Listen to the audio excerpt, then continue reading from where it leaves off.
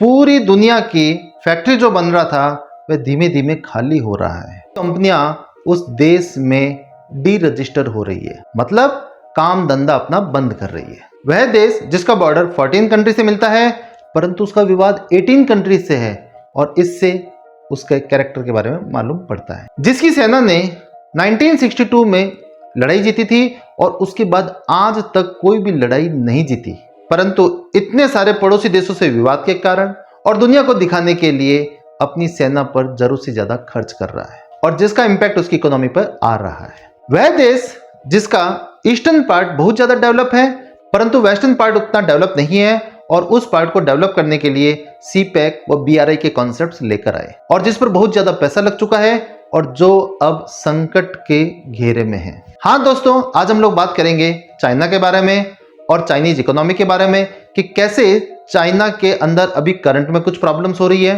और कैसे चाइना इतने सालों में मैन्युफैक्चरिंग हब बना और चाइना के सामने क्या क्या चैलेंज आने शुरू हुए और अब चाइनीज गवर्नमेंट उनके लिए क्या कर रही है।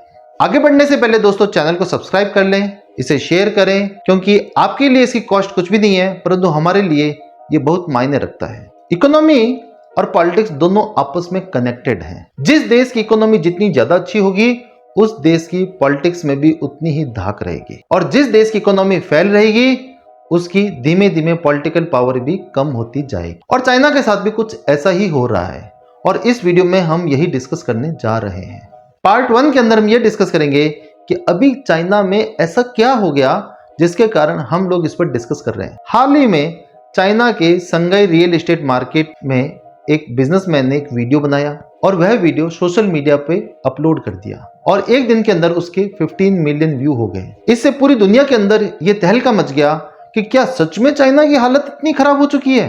और जैसे ही होता आया है चाइनीज सरकार ने उस वीडियो को डिलीट करवा दिया, परंतु तब तक दुनिया के बहुत सारे लोगों ने उसको रिकॉर्ड कर लिया था और उसे अलग अलग सोशल मीडिया के प्लेटफॉर्म पे ट्रेंड कराना शुरू कर दिया। वैसे भी चाइना अपनी बहुत सारी चीजों को छिपाता रहता है और जरूरी नहीं है कि हमेशा जो आप छिपाएंगे वो सही ही होगा।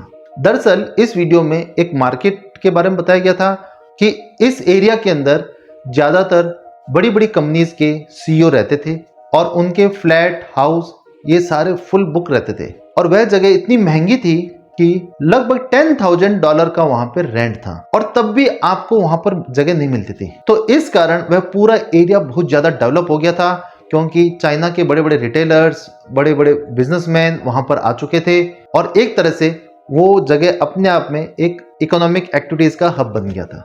परंतु अभी हाल ही में वो लगभग खाली हो चुका है और वहां से फॉरेन एग्जीक्यूटिव जा चुके हैं और वह जगह इतनी महंगी है कि आम चीनी इसके बारे में सोच भी नहीं सकता कि उस जगह पे जाकर किराए पे लिया जाए, क्योंकि वो जो फॉरेन एग्जीक्यूटिव थे उनके किराए उनकी कंपनीज देती थी, परंतु एक आम चीनी को खुद के अपने पैसों से जब उसको लेना होगा तो वह इसको अफोर्ड नहीं कर सकता था। अब चूंकि वहां पे लोग नहीं है तो वहां पे कस्टमर भी नहीं है, तो बड़े बड़े रिटेलर्स ने जो अपने शोरूम वहां पे खोले थे वो धीमे धीमे खाली होने शुरू हो चुके हैं, बंद होने शुरू हो चुके हैं और उन शोरूम में जो लोग काम करते थे वो अनएम्प्लॉय हो गए।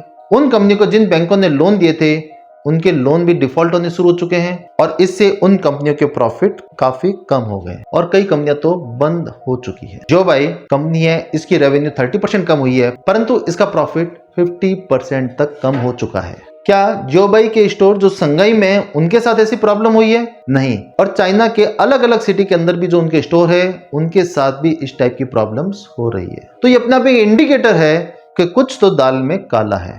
चाइना के अंदर पिछले 1 साल में इतनी कंपनियां डी रजिस्टर हुई है, इसी से आप ये अंदाजा लगा सकते हैं कि ये तूफान से पहले की शांति है। और चाइना के अंदर एक सिटी है डोंगवान। जैसे पूरी दुनिया की फैक्ट्री चाइना है, वैसे चाइना के अंदर सबसे ज्यादा फैक्ट्रीज डोंगवान में है। वहां पे एक कंपनी है डोंगवान गोगो गारमेंट्स। हो सकता है आप लोगों ने इसका नाम नहीं सुना होगा और दुनिया में आप जिस किसी ब्रांड की भी लॉन्ड्री यूज करते हैं वो सभी कंपनियां ब्रांड अपना यूज करती है, परंतु मैन्युफैक्चरिंग इस कंपनी से ही बनवाती है और वह कंपनी अब बंद हो चुकी है। यह भी अपने आप में एक इंडिकेटर है कि कुछ तो प्रॉब्लम्स है। एक कंपनी है कोपो इलेक्ट्रॉनिक्स और यह इलेक्ट्रॉनिक्स के सामान बनाती है। तो पूरी दुनिया में जिस ब्रांड के भी आप लोग इलेक्ट्रॉनिक्स के सामान यूज करते हैं उनमें से ज्यादातर वो मैन्युफैक्चरिंग इस कंपनी से ही करवाते हैं और इसमें लगभग 6000 से भी ऊपर एम्प्लॉय है और ये कंपनी बंद हो चुकी है क्योंकि यूएस और चाइना के ट्रेड वार में इनको काफी नुकसान हुआ था और इनको नए ऑर्डर मिलने बंद हो गए थे। ये जो शटडाउन, कोलैप्सेस, बैंकरप्सीज हो रहे हैं, ये सिर्फ डोंगवन तक सीमित नहीं है बल्कि पूरे ग्रेटर बे एरिया में हो रहे हैं। और ग्रेटर बे एरिया कोई छोटी मोटी जगह नहीं है, इसके अंदर 9 सिटी और 2 स्पेशल एडमिनिस्ट्रेटिव एरिया है जिसमें हांगकांग और मकाऊ शामिल है। इसी से आप अंदाजा लगा लीजिए कि ये एरिया कितना इंपॉर्टेंट है। और चाइना ये कह रहा है कि 2035 तक हम इस एरिया को पूरे वर्ल्ड की इकोनॉमिक एक्टिविटीज का हब बनाएंगे, परंतु उसके कहने से कुछ नहीं होता। प्रैक्टिकल बात यह है कि वहां पर फॉरेन एम्प्लॉयज जा रहे हैं, कंपनियां अपने शटडाउन्स कर रही है, लोगों के रोजगार जा रहे हैं, तो ये कह सकते हैं ऑल इज नॉट वेल। अब इस पार्ट में हम लोग ये देखेंगे कि चाइना मैन्युफैक्चरिंग हब बना कैसे। ये कोई एक दिन की बात नहीं है, इसके लिए 40 सालों तक इन लोगों ने काम किए थे और इसका सारा श्रेय माओ के बाद जो डेंग आए थे उन्हीं को मिलता है और उन्हीं को ही मॉडर्न चाइना का आर्किटेक्चर बोलते हैं। इन्होंने अपनी पॉलिसी के अंदर जबरदस्त तरीके से रिफॉर्म किए, इन्होंने चाइनीज इकोनॉमी को लिबरलाइज किया और फॉरेन इन्वेस्टर को इन्वाइट किया कि आप लोग यहाँ पर आइए और कहा आप आइए, इन्वेस्ट कीजिए और अपना प्रॉफिट कमाइए, परंतु कंट्रोल चाइनीज गवर्नमेंट के पास ही रहेगा। आप जैसा कहेंगे वहां पर हम आपको लैंड प्रोवाइड करेंगे, आप जितनी कहेंगे उतनी हम इलेक्ट्रिसिटी सप्लाई करवाएंगे और आप जैसे लेबर लॉ चाहेंगे हम वैसे लेबर लॉ आपको बनाकर देंगे। तो जो आपको चाहिए वो हर चीज हम आपको देंगे, आप यहाँ पर आके अपनी फैक्ट्रियां लगाइए। और इन्होंने बड़े बड़े स्पेशल इकोनॉमिक जोन बनाए। स्पेशल इकोनॉमिक जोन बनाने के लिए सरकार एक एरिया को नोटिफाई कर देती है और कहती है कि हम इसको फॉरेन लैंड की तरह ट्रीट करेंगे, अर्थात अगर आप बाहर से कहीं सामान मंगाते हो तो हम आपसे इंपोर्ट ड्यूटी नहीं लेंगे और उस सामान को अगर वापस किसी और कंट्री को भेज देते हो तो हम आपसे एक्सपोर्ट ड्यूटी भी नहीं लेंगे और लोकल टैक्स में भी हम लोग छूट देंगे, इलेक्ट्रिसिटी आपको प्रोवाइड करेंगे, आपको बहुत कम कॉस्ट के अंदर फाइनेंस भी प्रोवाइड करेंगे। तो इन सब कारणों से दुनिया के बड़े बड़े इन्वेस्टर यहाँ पे बहुत ज्यादा अट्रैक्ट हुए और उन्होंने अपनी फैक्ट्री यहाँ पे लगानी शुरू की। और जब भी कोई भी देश बड़ा बनता है तो सिर्फ उसके इंटरनल फैक्टर काम नहीं करते, एक्सटर्नल फैक्टर भी काम करते हैं। जैसे जब चाइना ने अपने आप को चेंज किया तो अमेरिका भी उसके सपोर्ट करने के लिए आया, क्योंकि अमेरिका जब खुद मैन्युफैक्चरिंग करता था तो वह पहले एशिया व अफ्रीका से सामान मंगवाता था, फिर अपने यहाँ पे महंगी रेट से सामान बनाता था और फिर वापस उसे बेचने के लिए एशिया या अफ्रीका की तरफ भेजता था। तो उसे आने जाने की ट्रांसपोर्टेशन कॉस्ट, उसे उसकी लेबर की कॉस्ट, इस कारण अमेरिका में जो सामान बनता था वो महंगा होता था। तो अमेरिका को ये फायदा था कि अगर ये चाइना में मैन्युफैक्चरिंग होता है तो उससे रॉ मटेरियल भी हमको लगभग वहीं मिलेगा, एशिया के अंदर मिल जाएगा और प्रोडक्शन भी सस्ती रेट पे होगा और माल के कंजप्शन के लिए भी एशिया जैसा बड़ा मार्केट मिलेगा। और दूसरा अमेरिका को यह फायदा था कि अमेरिकन इकोनॉमी कैपिटलिस्ट इकोनॉमी थी और चाइनीज इकोनॉमी कम्युनिस्ट इकोनॉमी थी। तो एक कम्युनिस्ट देश का अमेरिका की साइड में आना अपने आप में कैपिटलिस्ट इकोनॉमी की जीत थी और अमेरिका इसे पूरे वर्ल्ड में यह शो करता था कि हमारी कम्युनिस्ट पर यह जीत है। और कोल्ड वॉर में कम्युनिस्ट देश का अमेरिका की तरफ आना अमेरिका की स्ट्रेटेजिक विन थी। तो इन नटसेल में हम लोग ये बात बोल सकते हैं कि चाइना मैन्युफैक्चरिंग हब इसलिए बना क्योंकि चीप लेबर थी वहां पे। न सिर्फ चाइना बल्कि पूरा साउथ ईस्ट एशिया प्रोग्रेस कर रहा था, अमेरिका व वेस्ट का उनको सपोर्ट मिल गया था और चाइना इतना बड़ा मार्केट था जहां पे चीजें कंजप्शन भी हो सकती थी और लेबर लॉ उन्होंने बहुत ज्यादा इजी कर दिए थे। इन सब कारणों से चाइना धीमे धीमे मैन्युफैक्चरिंग हब बनता गया। तो प्रश्न ये उठता है कि भारत ऐसा कर सकता था या नहीं कर सकता था। दोस्तों, चाइना की पॉलिसीज में और भारत की पॉलिसीज में जमीन आसमान का अंतर है। चाइना अगर किसी जमीन को एक्वायर करके कोई सिटी बनाता है तो वहां पर कोई विरोध करने वाला नहीं है और विरोध करने वाला अगर होता भी है तो सबको मालूम है कि चाइनीज गवर्नमेंट उनके साथ क्या ट्रीट करती है। परंतु भारत के अंदर ऐसा नहीं है। जब भी कोई बड़ा बिजनेसमैन आके वहां पर जमीन एक्वायर करता है तो तुरंत धरने, प्रदर्शन, विरोध शुरू हो जाते हैं जो दूसरे देशों से प्रायोजित होते हैं और उनका उद्देश्य सिर्फ भारत के विकास को रोकना होता है। इस कारण भारत एज इट इज उनकी पॉलिसी को अडॉप्ट नहीं कर सकता। तो इन सब बातों का इंपैक्ट ये हुआ कि चाइना मैन्युफैक्चरिंग हब बन गया। इस पार्ट में हम लोग ये देखेंगे कि चाइना के साथ क्या क्या चैलेंज आने शुरू हुए। जैसे जैसे उनकी इकोनॉमी ग्रो करने लगी, वैसे वैसे उन पर इशू बनने शुरू हुए। जैसे चाइना का एनवायरमेंटल लॉ, क्योंकि चाइना के अंदर जो प्रोडक्शन होता है उसके अंदर कोयले का मैक्सिमम यूज किया जाता है और चाइना ग्रीन एनर्जी पे इतना काम नहीं कर रहा। तो दुनिया के बहुत सारे देशों को लगता है क्योंकि आप इतना प्रोडक्शन कर रहे हो तो प्रॉफिट आप कमा रहे हो और उसके कारण पूरे वर्ल्ड का पॉल्यूशन खराब हो रहा है और हम सब लोग इसके लिए भुगत रहे हैं। तो आप अपनी प्रोडक्शंस को ग्रीन एनर्जी पर शिफ्ट करें और ये करना इतना आसान नहीं है। ट्रेड वॉर, अगर आपको ध्यान हो तो जब ट्रंप राष्ट्रपति थे तो अमेरिका व चाइना के बीच में ट्रेड वॉर स्टार्ट हो गया था। अर्थात जब सस्ते चाइनीज माल अमेरिका पहुंचते थे तो अमेरिका उन पर इंपोर्ट ड्यूटी लगाता था और उन सामानों को महंगा कर देता था।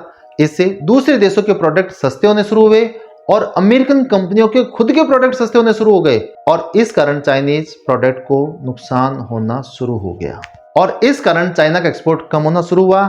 और चाइना की इकोनॉमी तो एक्सपोर्ट बेस्ड है, टेक्नोलॉजी ट्रांसफर में उनको प्रॉब्लम होने लगी। अमेरिका व चाइना के बीच में ट्रेड वॉर चल रहा था तो अमेरिका ने अपनी कंपनियों को यह कहना शुरू किया कि अगर आप चाइना को टेक्नोलॉजी ट्रांसफर करते हो तो ये अमेरिका के हितों के खिलाफ है और हम इसको अलाउ नहीं करेंगे। तो इस कारण चाइना को टेक्नोलॉजी ट्रांसफर होने में प्रॉब्लम होने लग गई और चाइना ने कहा कि हमें इसकी जरूरत नहीं है, हम खुद इतना पैसा रिसर्च एंड डेवलपमेंट में लगाएंगे और अपनी खुद की टेक्नोलॉजी डेवलप करके अपनी प्रोडक्शंस करेंगे। चाइनीज कंपनी जो यूएसए में लिस्टेड हो रही थी। दोस्तों, जब चाइना की जो बड़ी बड़ी कंपनीज थी जो अमेरिका में लिस्टेड हो रही थी तो चाइना ने उन कंपनियों पे बहुत सारे रिस्ट्रिक्शंस लगाए और कहा इनमें अमेरिका के इन लोगों का पैसा लगा हुआ है जो चाइना के हितों के खिलाफ काम करते हैं, तो हम इसको अलाउ नहीं करेंगे। तो एक तरह से ये कह सकते हैं कि आपस में राजनीतिक दुश्मनी के चक्कर में इन कंपनियों का नुकसान हो गया। वेजेज रेट, शुरू में चाइना के अंदर लेबर रेट काफी कम थी तो पूरी दुनिया में धीमे धीमे ये इशू बनना शुरू हुआ कि आप अपनी जनता को एक्सप्लॉइट कर रहे हैं, बहुत कम अमाउंट देते हैं। तो चाइना पर इसका प्रेशर बनना शुरू हुआ तो धीमे धीमे लेबर के वेलफेयर के लिए काम करना पड़ा और धीमे धीमे वेजेस कॉस्ट भी बढ़नी शुरू हुई। इस कारण उनकी मैन्युफैक्चरिंग कॉस्ट भी ज्यादा हुई। अगर आपको ध्यान हो तो हमने इसके लिए एक वीडियो बनाया था कि चाइना की मैन्युफैक्चरिंग कॉस्ट इंडिया से भी ज्यादा है, वह वीडियो आपको आई बटन के अंदर मिल जाएगा। कोविड टाइम, जब चाइना दुनिया की फैक्ट्री बना हुआ था, पूरे वर्ल्ड को सप्लाई कर रहा था तो इनके गोडाउन में बहुत सारा सामान रहता था, परंतु कोविड के समय सब चीजों पर बैन लग गया और इनके प्रोडक्ट वहीं के वहीं रह गए। तो इससे बहुत सारे बिजनेसमैन को पैसों की रोटेशन में प्रॉब्लम हुई और बहुत सारे बिजनेस ठप होने शुरू हो गए। लॉजिस्टिक प्रॉब्लम, लॉजिस्टिक का अर्थ ये हुआ कि सामान को आने जाने की कॉस्ट। तो चाइना का जो ईस्टर्न एरिया है, जो कोस्टल एरिया है, वो बहुत ज्यादा डेवलप्ड है, परंतु चाइना का जो इंटीरियर एरिया है, जो वेस्टर्न साइड है, वो इतना डेवलप्ड नहीं है। और चाइना का ये कहना है कि हम अपनी इंटीरियर जगहों पर भी फैक्ट्री लगाएंगे, परंतु कहना आसान है, जब वहां पर फैक्ट्री लगाएंगे तो उनको पोर्ट तक लाते लाते उनकी कॉस्ट बढ़ जाएगी और उनके प्रोडक्ट महंगे हो जाएंगे। इससे भी चाइना की इकोनॉमी को नुकसान होने वाला है और इसी के लिए चाइना ने सीपैक व बीआरआई का कॉन्सेप्ट लॉन्च किया, जिससे वह बाय रोड एशिया, अफ्रीका व यूरोप से जुड़ पाए। करप्शन चार्जेज, क्योंकि चाइना में एक ही पार्टी की सरकार है, कोई विपक्ष नहीं है और जो उनका विरोध करता है उसकी हालत क्या होती है सभी को मालूम है। ये आरोप लगते हैं कि वहां पर बहुत ज्यादा करप्शन है और उसके लिए कोई भी सुनवाई नहीं होती। कंपटीशन विद नेबरिंग कंट्री, पिछले कई सालों से चाइना के जो नेबर कंट्रीज है वहां पर भी इकोनॉमिक एक्टिविटीज बहुत ज्यादा होने लग गई। चाइना के पड़ोसी देशों को भी समझ आ गया कि जो काम चाइना कर सकता है वह हम सभी कर सकते हैं और Indonesia, Vietnam, Thailand, Bangladesh, India, इन सभी देशों ने फॉरेन इन्वेस्टर को इन्वाइट किया और कहा कि हमारे यहाँ पर भी लेबर कॉस्ट सस्ती है, हम भी फ्लेक्सिबल लेबर लॉ बना देंगे और SEZ हम लोग भी यहाँ पर डेवलप कर देंगे और आप लोग यहाँ पर आके अपनी फैक्ट्रियां लगाएं। और उन फॉरेन इन्वेस्टर को ये बात समझ भी आ रही है, इस कारण चाइना से वो फैक्ट्रीज कम होनी शुरू हो गई और इन दूसरे देशों में शिफ्ट होनी शुरू हो गई। इंटेलेक्चुअल प्रॉपर्टी लॉ, ये चाइना पे सबसे बड़ा आरोप लगता है कि चाइना पहले किसी देश के साथ संबंध बनाता है और फिर वहां की कंपनियों को अपने यहाँ पर इन्वाइट करता है और उस देश की कंपनियों को जॉइंट वेंचर के लिए प्रमोट करता है और कहता है कि आप हमें टेक्नोलॉजी दीजिए और मैन्युफैक्चरिंग हम लोग हमारे यहाँ पर करेंगे। परंतु जैसे ही वो कंपनी उनको टेक्नोलॉजी देती है तो चाइना में उस कंपनी के साथ साथ कुछ और कंपनियां भी खड़ी हो जाती है जो उस प्रोडक्ट की, उस डिजाइन की एज इट इज कॉपी करती है और सस्ती रेट पर वो सामान बनाने शुरू कर देते हैं। और जब वे कंपनियां कोर्ट की तरफ जाती है तो चाइनीज गवर्नमेंट भी अपनी चाइनीज कंपनियों का ही सपोर्ट करती है। इस कारण वर्ल्ड की बेस्ट कंपनीज अपनी बेस्ट टेक्नोलॉजी को चाइना को ट्रांसफर नहीं करती। तो चाइना के साथ ये इमेज बन गई कि सस्ता है बट खस्ता है। न्यू मैन्युफैक्चरिंग हब, अभी वर्ल्ड में ऐसे कई सारे नए नए एरिया डेवलप हुए हैं। जैसे पूरे वर्ल्ड के अंदर कुछ अलग अलग एरियाज भी ऐसे डेवलप हुए जहां पे बड़े स्केल पे मैन्युफैक्चरिंग होनी शुरू हो गई, जैसे Latin America, Mexico, Africa, India, south east Asia. तो इन सभी से चाइना को कंपटीशन मिल रहा है और इस कारण भी चाइनीज इकोनॉमी पे फर्क पड़ रहा है। पड़ोसियों से झगड़ा, आप सबको मालूम है चाइना की आदत है, जब उसका बॉर्डर 14 कंट्री से मिलता है परंतु उसका विवाद 18 कंट्री से, तो अब उन झगड़ों के लिए उसको अपनी आर्मी पे ज्यादा पैसा लगाना पड़ता है, उन झगड़ों को निपटाने के लिए उसको एक्स्ट्रा केयर करना पड़ता है और इस कारण भी उसकी इकोनॉमी पे इंपैक्ट आना शुरू हुआ है। वो बात अलग है कि इतना पैसा अपनी आर्मी पर लगाने के बाद भी वे भारत के निहत्थे जवानों से पिट जाते हैं। अब इस पार्ट में हम लोग ये देखेंगे कि क्या चाइना सरवाइव कर पाएगा या नहीं। तो दोस्तों ऐसा कर सकता है, उसके लिए उन्हें बहुत सारे स्टेप्स लेने पड़ेंगे और वो ले भी रहे हैं। उनको अपनी पॉलिसीज को वापस डिजाइन करने पड़ेंगे और वह लोग मेड इन चाइना 2025 पर काम भी कर रहे हैं। और चाइना कह रहा है कि हम अपनी इकोनॉमी को वापस रिवाइव करेंगे। चाइना कह रहा है कि अगर उनके यहाँ पर लेबर रेट बढ़ रही है जिसके कारण मैन्युफैक्चरिंग कॉस्ट बढ़ रही है तो कोई टेंशन वाली बात नहीं है, क्योंकि इससे हमारी लेबर की इनकम बढ़ेगी और हम आने वाले समय में अपनी इकोनॉमी को एक्सपोर्ट भी रखेंगे परंतु साथ साथ में कंजप्शन बेस्ड इकोनॉमी भी बनाएंगे। चाइना को मालूम है दुनिया हमारे रास्ते बंद कर रही है और अगर हम लोग साउथ चाइना सी से होते हुए इंडियन ओशन से निकलेंगे तो अमेरिका हमारा रास्ता रोकने के लिए तैयार है, आगे भारत हमारा रास्ता रोकने के लिए तैयार है। तो इन्होंने इन दोनों को बाईपास करने के लिए और नए मार्केट को एक्सप्लोर करने के लिए सीपैक व बीआरआई का कॉन्सेप्ट लेकर आए और सीपैक बनाने के बाद चाइना अपनी वेस्टर्न साइड के अंदर भी फैक्ट्रीज लगाएगा और सीधा उनको अरब सागर के अंदर पहुंचाएगा और वहां से आगे एक्सपोर्ट करेगा। सीपैक का प्रोजेक्ट चाइना के लिए बहुत अच्छा है परंतु भारत व अमेरिका इसे किसी भी कंडीशन में सक्सेस नहीं होने देंगे, क्योंकि एक तो ये भारत के एरिया से गुजरता है और दूसरा भारत का कंट्रोल चाइना पर खत्म हो जाता है। आपने इतने पेशेंस से ये वीडियो यहां तक देखा है, इसके लिए बहुत बहुत धन्यवाद। और अगर आपको इसमें नई जानकारी मिली, अगर आपको कुछ वैल्यू एडिशन हुई है तो आप इसे लाइक, शेयर एंड कमेंट जरूर करना। मिलते हैं दोस्तों अगले वीडियो में। Thank you for watching this video.